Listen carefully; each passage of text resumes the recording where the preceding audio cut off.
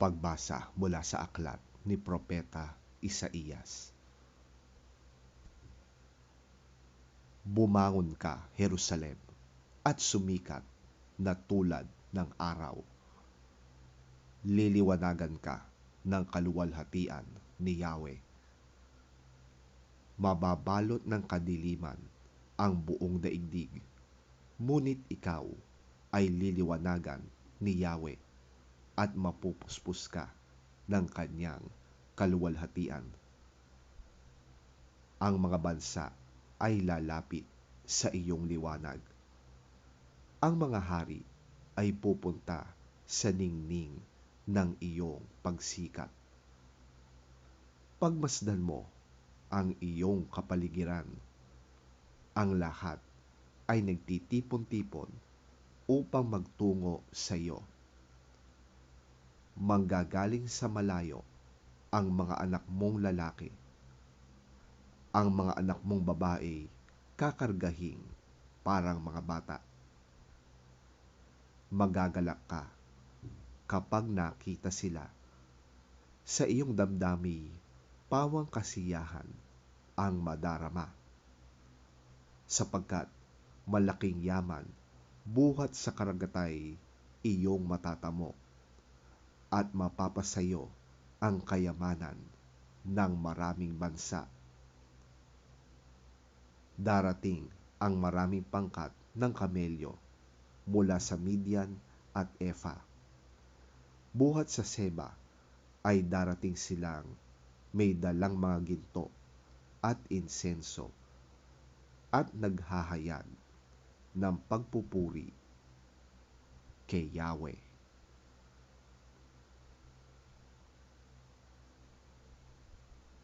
Ang salita ng Diyos.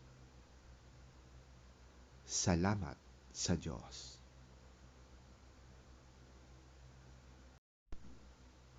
Pagbasa mula sa sulat ni Apostol San Pablo sa mga taga-Efeso. Marahil ay nabalitaan na ninyo na dahil sa kagandang loob ng Diyos ay pinagkatiwalaan niya ako ng tungkuling ito para sa inyong ikabubuti.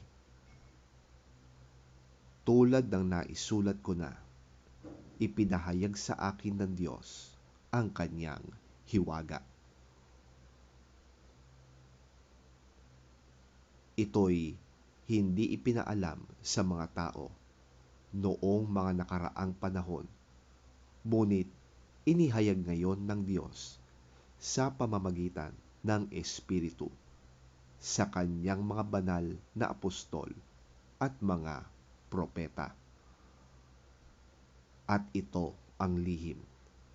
Sa pamamagitan ng magandang balita, ang mga Hentil ay may bahagi rin sa mga pagpapala ng Diyos tulad ng mga Hudyo. Kabilang din sila sa iisang katawan at may bahagi sa pangako ng Diyos dahil kay Kristo Jesus.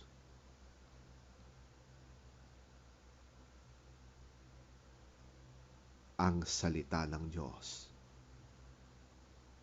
Salamat sa Diyos. Ang mabuting balita ng Panginoon ayon kay San Mateo. Papuri sa iyo, Panginoon. Panahon ng paghahari ni Herodes sa Judea nang ipanganak si Jesus sa Bethlehem.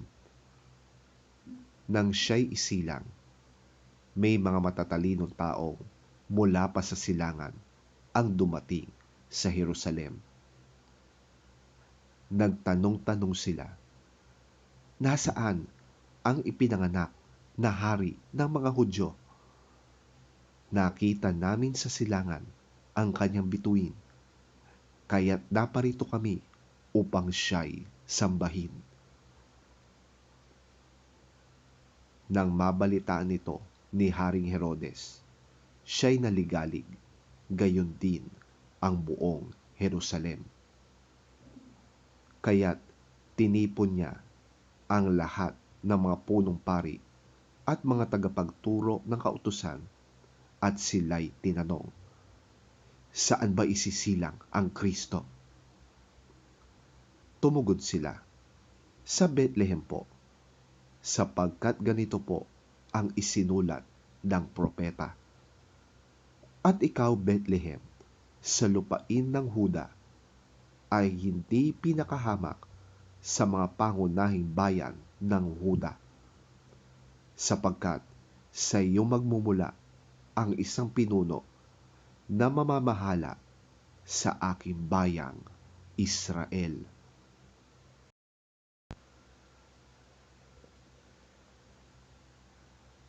Nang mabatid ito, palihim na ipinatawag ni Herodes ang mga matatalinong tao at inusisa kung kailan lumitaw ang bituin. Pagkatapos, sila ay pinapunta niya sa Bethlehem na ganito ang bilin. Hanapin ninyong mabuti ang sanggol. Kapag natagpuan ninyo siya, ipagbigay alam agad ninyo sa akin, upang ako man ay pumunta roon at sumamba rin sa kanya. Pagkarinig sa bilin ng hari, sila'y nagpatuloy na sa paghahanap. Sila'y pinangunahan ng bituing nakita nila mula sa silangan. Ganoon na lamang ang kanilang kagalakan nang makita nilang tumigil ang bituin sa tapat ng kinaroroonan ng bata. Pagpasok sa bahay, nakita nila ang bata sa piling ni Maria na kanyang ina. Nagpatira pa sila at sinamba ang bata. Inihandog din nila sa kanya ang mga dala nilang ginto, insenso at mira. Nang sila'y papauwi na, nakatanggap sila ng babala sa pamamagitan ng panaginip na huwag nang bumalik kay Herodes. Kaya't nag-iba na sila ng daan pauwi.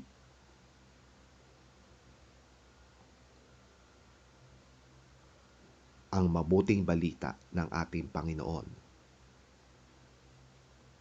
Pinupuri ka namin, Panginoong Hesukristo.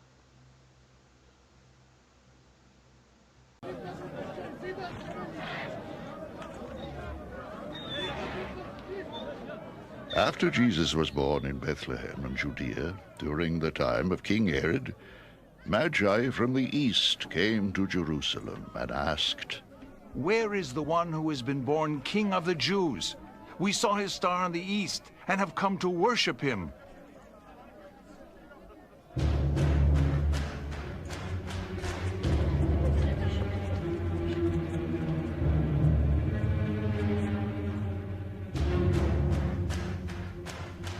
When King Herod heard this, he was disturbed, and all Jerusalem with him.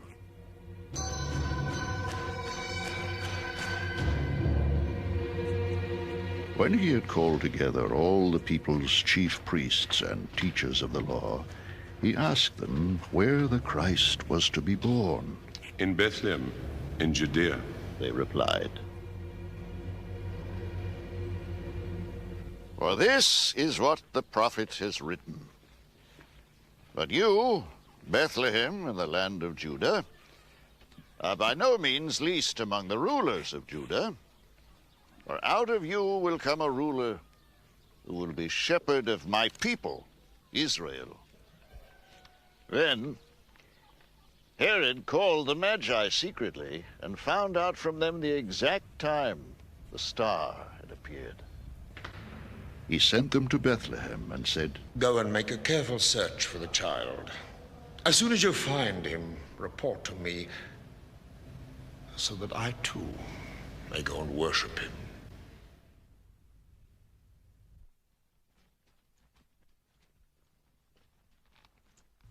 After they had heard the king, they went on their way, and the star they had seen in the east went ahead of them, until it stopped over the place where the child was. When they saw the star, they were overjoyed.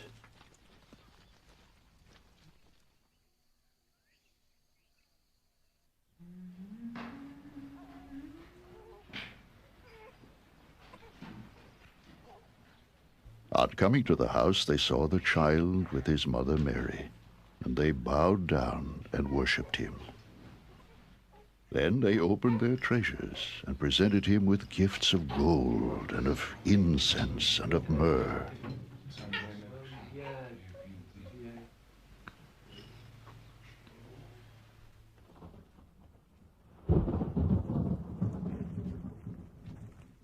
And having been warned in a dream not to go back to Herod, they returned to their country by another route.